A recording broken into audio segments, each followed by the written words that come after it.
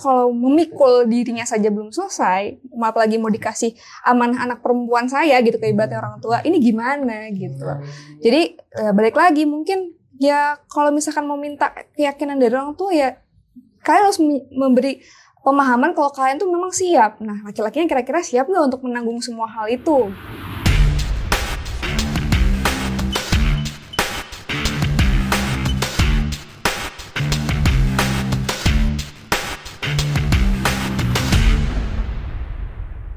Selamat datang di podcast Gemas Generasi Emas. Bersama saya Kunan dan co-host saya Aldi Mas Krozi Hidayat. Dan kali ini kita akan membahas tema yaitu pernikahan dini. Sangat menarik ya, Mas. Sangat menarik ini. Nah, kali ini kita sudah kedatangan tamu-tamu spesial ini. Ada Mbak Sela, halo Mbak Sela.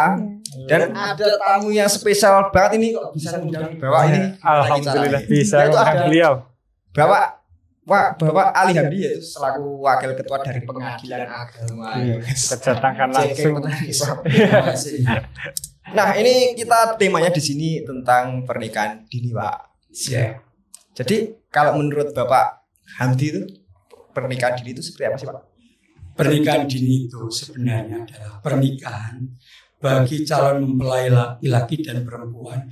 Dia masih belum memenuhi syarat yang ditentukan undang-undang, yakni 19 tahun. 19 tahun. Ya. Nah, perkawinan dini sebenarnya dalam bahasa undang-undang kita tidak temukan. Tidak ada. Di dalam bahasa undang-undang adalah perkawinan di bawah usia menikah. Gitu. Lalu familiarnya di istilah kita pernikahan dini. Padahal sebenarnya kalau pernikahan dini kan ada pernikahan dono, dina, dan lain sebagainya. Kalau pernikahan awal minimum itu dini. Tetapi kalau dia maksimal tua itu apa namanya kan belum tahu. Sebenarnya perkawinan dini itu ya ada tidak bagusnya, tapi perkawinan usia tua juga tidak bagus juga. Oh, ya ada. Tetapi yang mencuat hanya perkawinan dini saja. Ya, ditekankan lebih ke pernikahan dini aja, iya. Pak. Jadi perkawinan dini sekali lagi adalah perkawinan di bawah usia undang-undang. Itu kalau mendasarkan patokannya belum siap itu secara apa saja sih? Pernikahan dini itu. Undang-undang tentunya sudah mempelajari usia diizinkan nikah itu berdasarkan penelitian yang panjang. Okay. Nah, dulu usia nikah kita Undang-Undang Nomor 1 Tahun 74 itu usia nikahnya adalah laki-laki 19, perempuan 16. Tetapi karena ada putusan Mahkamah Konstitusi yang menjudicial review undang-undang tersebut dirubah dengan Undang-Undang Nomor 16 Tahun 2019 menjadi karena kesetaraan gender maka laki-laki 19, perempuan juga 19. Menurut kajian bahwa disitulah usia matangnya menikah untuk bangsa Indonesia. Jadi patokannya bukan ini kan patokannya saya nangkepnya usia, Pak. Bukan faktor-faktor lain seperti finansial itu enggak ya, Pak? Enggak, ya disitulah hanya usia saja. Sebenarnya yang mendukung juga finansial, kesiapan mental dan lain sebagainya. Tetapi yang bisa dibatasi adalah usianya. Dengan usia tersebut harapannya sudah terpenuhilah tadi syarat-syarat pendukung yang lain tadi. Nah, ini untuk Mbak Sela ini. Mbak Sela ini ngomong nikahnya di usia berapa ini, Pak? Kebetulan saya nikah di tahun 2018, itu umur 18 tahun. Dan itu undang-undangnya masih tahun 74 itu, jadi 16 tahun gitu. Jadi kalau dibilang dini ya enggak sih, cuma tuyong aja. Nah, tapi kalau kalau sekarang itu sudah masih dini ya? Iya, masih dini ya, Pak ya. Itu baru lulus SMA ya berarti? Betul, baru lulus SMA. Baru kuliah semester 1. Udah menikah di usia 18. Nah, itu kok penyebabnya apa, Mbak? Kok harus menikah di usia 18 tahun itu? Oke, jadi pengalaman saya kenapa akhirnya memilih untuk menikah di usia segitu mungkin karena kesiapan dari calon suami saya saat itu gitu. Jadi kebetulan yang datang ke saya itu calon suami saya yang sudah siap secara mental, umurnya matang, kemudian finansial juga matang, kepribadian sudah oke. Jadi saya kira ketika datang ke rumah, kemudian meminta saya dari orang tua saya, dan orang tua saya melihat kapabilitas dari suami saya, jadi ketika menyerahkan anaknya ke orang lain, jadi nggak ada pertimbangan untuk menolak gitu. Jadi pertimbangannya ketika itu bukan menolak atau menerima ya, cuma ya pilihannya kalau ditolak alasannya apa, kalau diterima alhamdulillah gitu. Jadi saat itu gak ada yang bisa ditolak ya diterima gitu. Jadi faktor yang gimana-gimana sih enggak. Berarti faktornya itu karena sudah kesiapan dari Sudah. yang masnya gitu. Iya, dari Tapi suami saya. ada rasa kayak keterpaksaan gitu nggak, Pak? Kalau keterpaksaan sih enggak ya, cuma mungkin pertanyaan-pertanyaan di kepala saya kayak apakah saya sudah siap itu pasti ada. Terus semua pertanyaan itu saya ajukan ke calon suami saya ketika itu. Terus dari calon suami saya sudah menyanggupi semua hal, kayak semua hal itu akan baik-baik aja ketika sudah menikah gitu. Dan kita akan ya bersama belajar dalam pernikahan tuh karena semuanya proses gitu. Tuh. Nah ini untuk Pak Hamdi nih. Kalau menurut data di Keadilan Agama Ponorogo itu faktor penyebab pernikahan di usia segitu itu kira-kira apa aja sih Pak? Dari beberapa perkara yang masuk ke Pengadilan Agama Ponorogo, kalau boleh kita rangkum itu, yang pertama adalah faktor adat dan budaya. Adat dan budaya ini adalah bahwa di masyarakat kita itu masih ada yang punya keyakinan kalau anak perempuan tidak ada segera dinikahkan, khawatir perawan tua. Itu nggak segera dinikahkan itu dalam tanda kutip kira-kira usia berapa sih Pak? Ya secepatnya Secepatnya. bagi orang tua kepada punya anak perempuan itu adalah untuk segera menikahkan. Dan apabila nanti adalah yang menaksir lalu ditolak, itu khawatir sebuah siri masiri kalau orang Sulawesi. Malah petaka gitu. Malah petaka. Oh. Itu yang pertama yang kami rangkum di BA Ponorogo. Yang kedua karena faktor sosial, pergaulan, terutama kemarin saat pandemi itu. Iya. Difasilitasi HP, sekolah libur, Bebas. iya. Itu faktor sosial, pergaulannya bebas ke tempat wisata. Yang ketiga, Sebelum Pak, boleh didefinisikan contohnya gimana nih Pak? Kurang ya pergaulan sosial begitu loh. Nah, kan banyaknya, mohon maaf ya, fasilitas-fasilitas yang bisa dinikmati oleh anak-anak muda untuk nongkrong. Muda-mudi tidak ada halangan, tidak ada batasan, baik tempat, waktu, dan lain sebagainya. Nah itu bukan sosial itu. Iya. Lalu menjadikan cepatnya pengen menikah. Oh. Sedangkan yang ketiga adalah faktor pendidikan. Perlu diketahui di Ponorogo ini penyumbang perkawinan usia dini atau dispensasi kawin itu adalah di wilayah pinggiran, Ponorogo pinggiran. Dan di wilayah pinggiran itu mohon maaf sekolahnya kalau mau melanjutkan ke anak lulus SMP ke SMA itu harus pindah tempat ke kota. Oh, iya. Yang mengakibatkan dia lalu bisa dengan orang tua. Lalu kan menimbulkan beban tambahan. Jadi dia mau lulus SMP tersebut karena sudah tidak sekolah, mau apa lagi? Itu orang tuanya. Nah maka dia mau kalau mau sekolah lagi sebenarnya harus keluar dari tempat. Sedangkan di wilayah pinggiran itu sekolah baik basis agama maupun basis umum itu rata-rata masih minim sekali. Masih kurang. Hanya satu saja atau bagaimana gitu. Sedangkan desa-desanya satu kecamatan itu kan banyak desa-desa. Itu yang pendidikan. Yang selanjutnya adalah faktor agama. Di agama kita bahwa menikah dini itu bukan sebuah larangan di dalam agama. Di dalam agama yang penting orang itu memenuhi syarat dan rukun, mereka sama menikah. Sudah balik ya. Sudah balik dan itu tidak melanggar gitu, dalam agama, pemahaman agama. Dan selanjutnya adalah dari faktor ekonomi. Dengan sudah menikahnya anak tadi itu, anak perempuan tadi itu, maka tanggung jawab orang tua sebagai orang tua kan sudah selesai tanggung jawab saya. Ya, lepas. Sudah lepas. Karena sudah menikah, maka sudah ada yang bertanggung jawab di situ, yakni suaminya tersebut. Itu diantaranya adalah karena faktor ekonomi. Dan yang terakhir, akses informasi. Sekarang anak-anak ini memegang gadget masing-masing ini sudah tidak bisa membendung karena akses informasi. Dia bisa mengakses apapun di kamar mandi, di kamar pribadi, di manapun tempat dia bisa mengakses. Nah inilah menurut saya yang perkara-perkara yang masuk itu faktor-faktor yang mempengaruhi tingginya perkara dispensasi kawin di Pengadilan Agama Ponorogo. Ya, mohon maaf Pak, mau tanya terkait agama tadi ya, faktor agama. Nah, agama tadi kan tidak membatasi terkait usia. Apakah ada pembatasan tertentu Pak? Di agama itu Yang penting seseorang itu sudah balik ya. Iya. Kan agama itu madhab itu kan berbeda-beda, madhab Iya. Syafi'i, itu orang dan madhab Hambali dan lain sebagainya. Iya. Dan dari seluruh madhab itu tidak ada satupun yang membatasi tentang umur, Iya. tetapi tentang kondisi. Seperti sudah menurut dewasa itu bagaimana laki-laki sudah bermimpi, perempuan sudah haid dan sebagainya. Kalau terkait ekonomi terus mental itu dalam agama gimana, Pak? Itu di luar di situ, di luar cakupan agama. Yang penting bahwa agama itu seseorang ini mau menikah itu tidak melanggar aturan agama. Yakni ada walinya, dia tidak hubungan yang dilarang untuk menikah, muhrim, dan lain sebagainya. Jadi bukan karena usia itu tadi.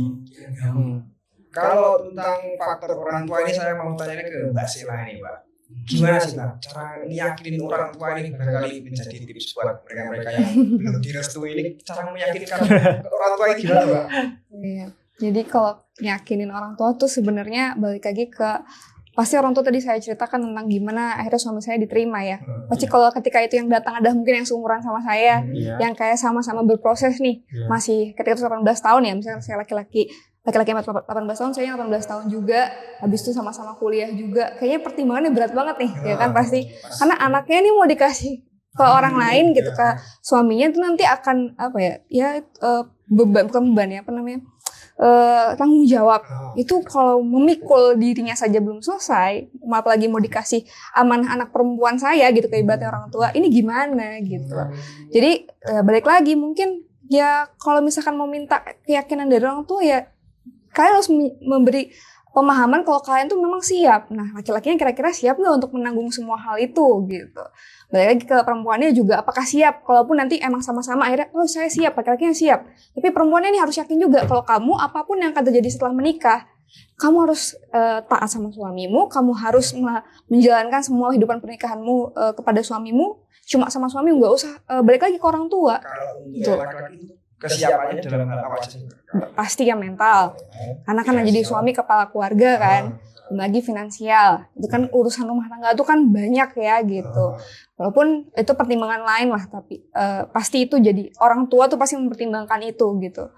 Jadi kalau misalkan lagi, kalau misalkan laki-laki sama perempuannya tetap kekeh untuk mau menikah di umur segitu ya, dengan sama grade-nya sama, umurnya sama gitu, ya perempuannya juga harus paham kalau laki-lakinya ini masih berproses, ketika sudah menikah ya jangan menuntut banyak gitu, karena akan tahu resiko kedepannya seperti apa. Kan rata-rata nggak seperti itu kalau sudah menikah muda ya kan.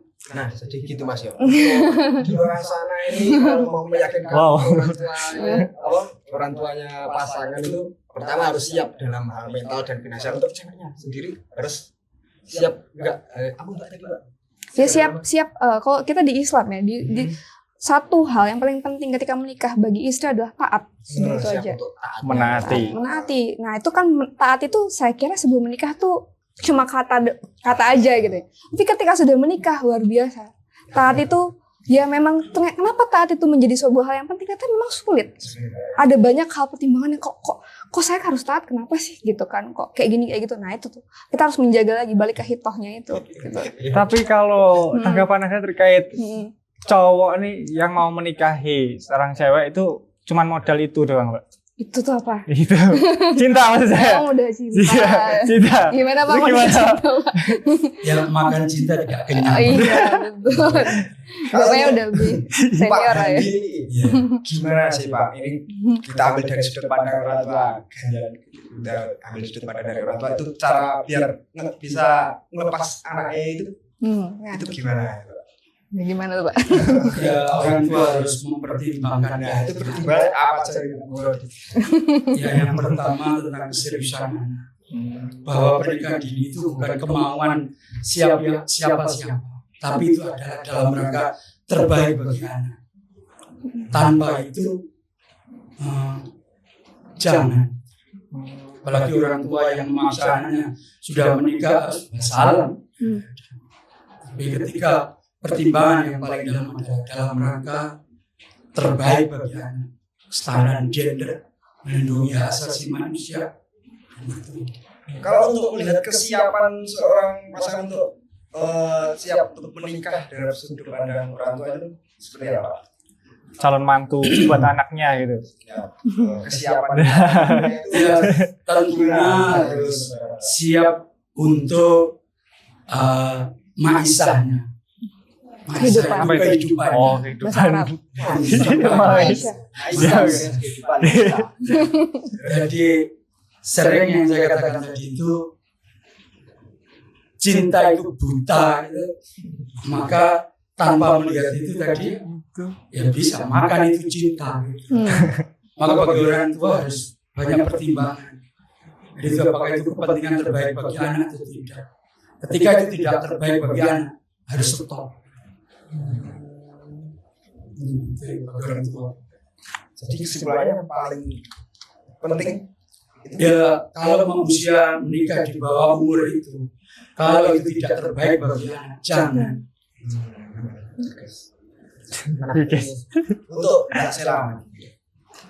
Kira-kira menurut saya ada dampak ya untuk pernikahan di usia 18 tahun itu bisa kita sebut usia dini ya Mas. Iya. Dini. Itu kalau boleh tahu ini dampak negatifnya dulu Mbak. Dampak negatifnya dari yang Mas dengan alami Iya. ini apa? Dampak negatif ya. Jadi kalau dampak negatif itu balik lagi mungkin ada keterkaitannya sama mental health ya. Karena ketika itu saya umur 18 tahun tuh transisi dari masa remaja menuju dewasa. Iya. Ya kan, jadi masih cari identitas saya itu seperti apa, kehidupan saya tuh yang hidup sendiri saya tuh bagaimana mengelolanya. Kan selama ini kan misalkan kalau umur dari 1 sampai 17-18 tahun tuh kan masih naungan orang tua ya. Tapi ketika sudah sendiri itu kan saya baru paham saya tuh apa yang kurang dari saya, apa yang saya butuhkan dan lain-lain tuh ketika masa-masa transisi itu saya harus berumah tangga gitu kan. Harus mengalami, maksudnya ketika itu saya di posisi yang sudah berumah tangga. Nah, ketika saat itu mental health saya mulai muncul ketika melihat teman-teman saya yang bisa bebas keluar jalan-jalan tanpa ada kayak mungkin harus izin sama suami gitu ya, atau harus bagaimana pulang malam tuh kayaknya ya nggak masalah gitu kan. Di umur segitu kan orang tua juga kalau udah terasa sama anaknya dan paham kayaknya udah dibiarin aja gitu kan. Kalau saya kan kayaknya kayak wah teman-teman saya masih bisa jalan ke luar negeri sana sini, karena dulu mobilitas saya kan di luar, pas di luar negeri. Jadi teman saya bolak-balik Indonesia, Kairo Indonesia, Pakistan Indonesia, Eropa. Jadi kayaknya saya dulu seperti itu di umur 17-18 tahun.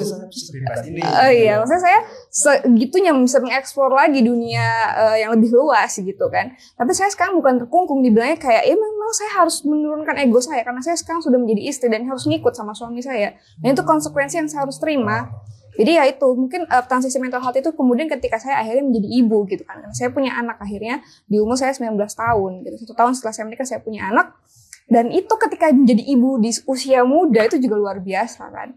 Ya udah jadi istri, belum lagi jadi ibu gitu. Jadi kayak wah ternyata punya anak itu gak segampang yang kita lihat gitu. Ini dari dia lahir, bernafas, sampai kita nanti mati itu jadi tanggung jawab kita gitu. Bahkan setelah kita mati itu tanggung jawab kita masihan gitu kan. Jadi saya rasa wah berat bebannya jadi orang tua tuh ternyata susah ya gitu kan. Ternyata luar biasa gitu kan. Jadi saya di situ langsung banyak hal yang saya pikirkan, wah luar biasa nih kok nikah di umur segitu. Teman saya nih udah saya punya anak 1 bolak-balik sana gendong sini kan, masak belum apa belum ini belum itu, nyiapin urusan rumah tangga, terus ngeliat anak-anak yang ngeliat teman-teman saya kayak iya kayak jagung bayi gitu ya, kayak datang ke rumah saya, gimana gitu kan, cuma nanya-nanya aja tapi mereka nggak paham, nanya doang ke saya. Terus kayak abis itu mereka setelah jagung bayi dari saya jangan lagi keluar bareng-bareng kayak wah enak sekali gitu. Itu sih transisi mungkin dampak negatifnya ke saya ketika itu masih mengelola mental health saya gitu. Kalau untuk dampak positifnya Pak? Dampak positifnya kita semua tahu lah. Kita kalau dampak positifnya mungkin kita punya partner tuh pasti punya tempat cerita gitu kan, halal ya kan juga kalau secara banyak sekali kalau dampak positifnya sih. Kalau dari Bapak Hamdi, kalau secara luasnya ini Pak, dampak negatifnya dulu ya Pak, ini pernikahan dini itu kira-kira apa saja Pak? Begini, dari perkara yang masuk ke pengadilan agama dapat kami catat, dampaknya yang pertama adalah segi pendidikan. Kalau anak itu mesti pendidikannya kalang kabut, kalau minimal broken sekolah. Tetapi untungnya di Ponorogo, ketika ada di Ponorogo ini rezeki bagi kita, kalau ada anak pernikahan dini itu pemerintah daerah lalu menyambut di dinas pendidikan itu dengan kejar paket begitu.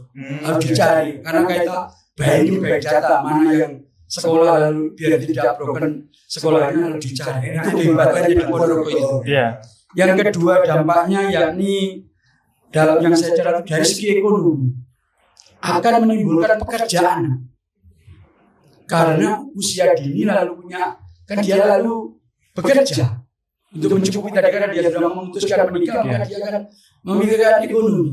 Nah karena itu maka dia menjadi upah rendah pekerjaan lalu upahnya rendah karena sudah tidak bisa milih yang penting bisa kerja gitu.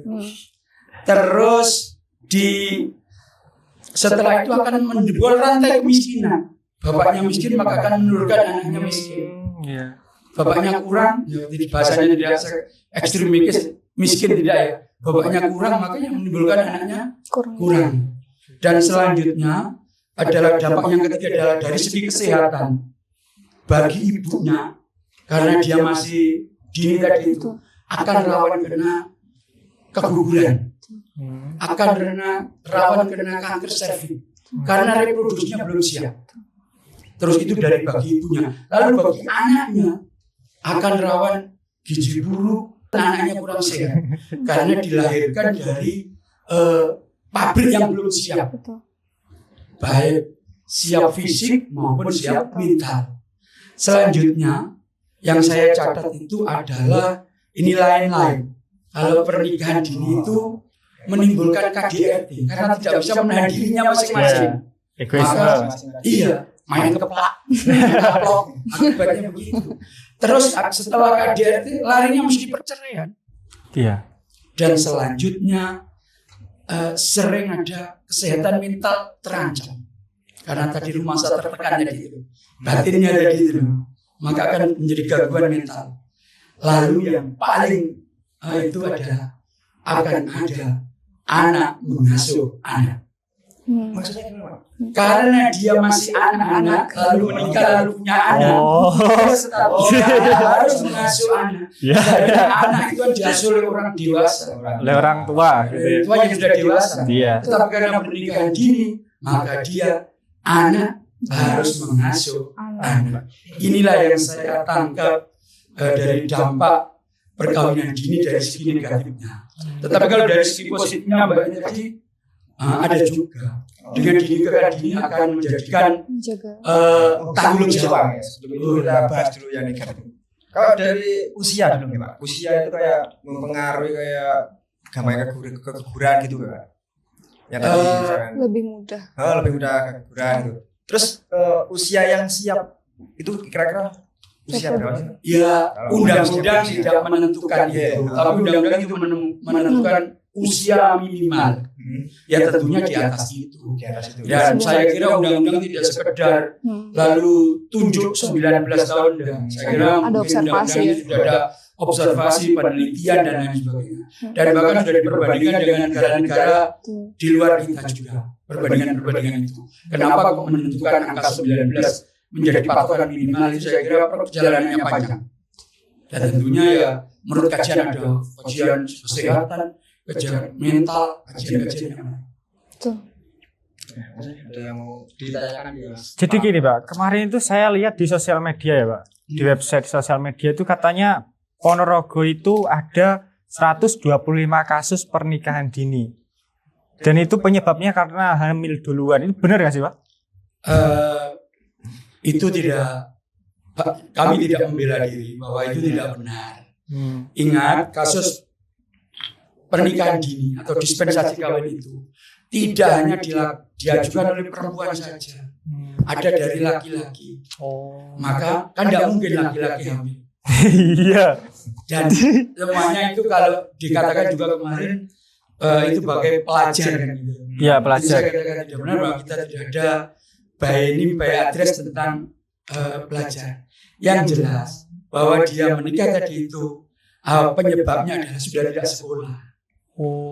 Drop out. Budaya ya Pak? Iya yang tadi itu karena sudah tidak sekolah tadi itu maka dinikahkanlah. Maka pokoknya tadi itu yang saya sebutkan adalah penyebab terjadinya pernikahan dini. Jadi kalau saya katakan ada yang mengatakan anak pelajar di Ponorogo, saya katakan tidak benar. Tidak ada data untuk itu. Berarti berita viral itu salah ya, Pak? Ya begitu, tidak semuanya. Memang ada, tetapi tidak di generalis selalu ambil tidak. Oh. Dan saya yakin kami juga tidak pernah mengeluarkan data semuanya hamil. Karena apa? Yang kita keluarkan produk itu ada diska yang dilakukan oleh laki-laki dan ada diska yang dilakukan oleh perempuan. Diska itu dispensasi kawin. Iya. Yang mengajukan itu laki-laki bisa, mengajukan perempuan bisa. Yang kurang umur itu mana gitu loh. Nah kalau dikatakan hamil semuanya masuk laki-laki hamil. Kan tidak benar. Secara logika. Iya. Tapi bener gak sih Pak kalau Ponorogo itu menjadi nomor 1 itu se-Indonesia itu Pak yang kasusnya ini? Ini harus kita luruskan bahwa Ponorogo sesuai dengan data. Sesuai data. Sesuai data di Jawa Timur itu urutan ke-29. Di Jawa Timur kok ini? Di Jawa Timur, bukan Indonesia. Nah, di Jawa Timur itu ada 36 kabupaten, kota dan itu kita urutan ke-29. Sekali lagi kalau ada pemberitaan bahwa Ponorogo tertinggi di Indonesia sangat jauh dari data. Nah ini balik lagi Mas ya. Ini balik lagi ya Pak. Kalau kita ke lompatan dampak positifnya. Ya. Dampak positifnya ambil pernikahan ini. Baik. Dampak positif sebenarnya nikah dispensasi kawin itu tidak seluruhnya negatif, ada positifnya. Jadi sebaik-baik undang-undang itu adalah ada jalan keluarnya. Kalau untuk Mbak Sela lagi, tadi kan ada dampak negatif ini Pak. Solusi Mbak ya untuk mengatasi hal tersebut dari ceritanya Mbak Sela tadi gimana Mbak? Melihat perempuan yang kayak mungkin ya minta udah kode tapi kitanya juga nggak paham-paham. Ya kitanya juga kalau bisa laki-laki maksudnya romantis. Kamu kenapa? Nanti dia akan cerita tuh. Gitu. Jadi dia nggak langsung aku cuma cerita, enggak, jarang. Pasti dia dulu, kamu kenapa? Kamu ada masalah apa? Nanti tuh baru dia, saya tuh begini. Itu. Biasanya seperti itu ya saya alami. Akhirnya sama suami kita sudah sepakat apapun permasalahannya diskusikan. Nah untuk Pak Hamdi, ya. Kalau solusi di hubungannya Mbak Sela, kalau solusi mengatasi pernikahan dini secara luas gimana Pak Hamdi? Yang saya catat dari beberapa perkara yang masuk itu solusinya adalah menanamkan agama kepada anak, norma agama, norma budaya kepada anak. Yang pertama, yang kedua harus mengoptimalkan kemampuan anak biar tidak memikirkan untuk nikah saja. Dia punya bakat-bakat apa? Selanjutnya diperhatikan kesejahteraan anak. Jadi, tapi juga tidak mesti uang, tidak. Kesejahteraan anak itu ya tidak mesti kita terjemahkan dengan uang, dengan yang lain, perhatian dan lain sebagainya. Dan yang selanjutnya, yang ketiga, keempat menurut saya adalah adanya penguatan regulasi tentang perkawinan anak ini. Regulasinya harus ditata lagi, yang lebih baik bagaimana bisa mencegah terjadinya perkawinan anak atau perkawinan usia dini tersebut. Dan yang terakhir menurut saya adanya koordinasi pemangku jabatan kebijakan. Yakni stakeholder ini harus duduk bareng. Ini tidak tugasnya satu lembaga saja, tidak tugasnya satu instansi saja, tetapi mulai dari hulu sampai hilir ini tugas dikeroyok bareng.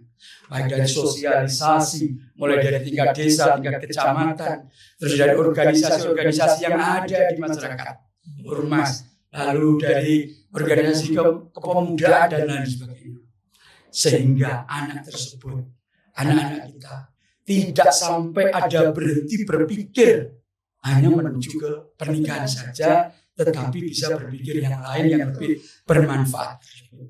Tanpa hal tersebut akan sulit untuk membendung laju dari pernikahan dini atau pernikahan di bawah usia menikah tersebut.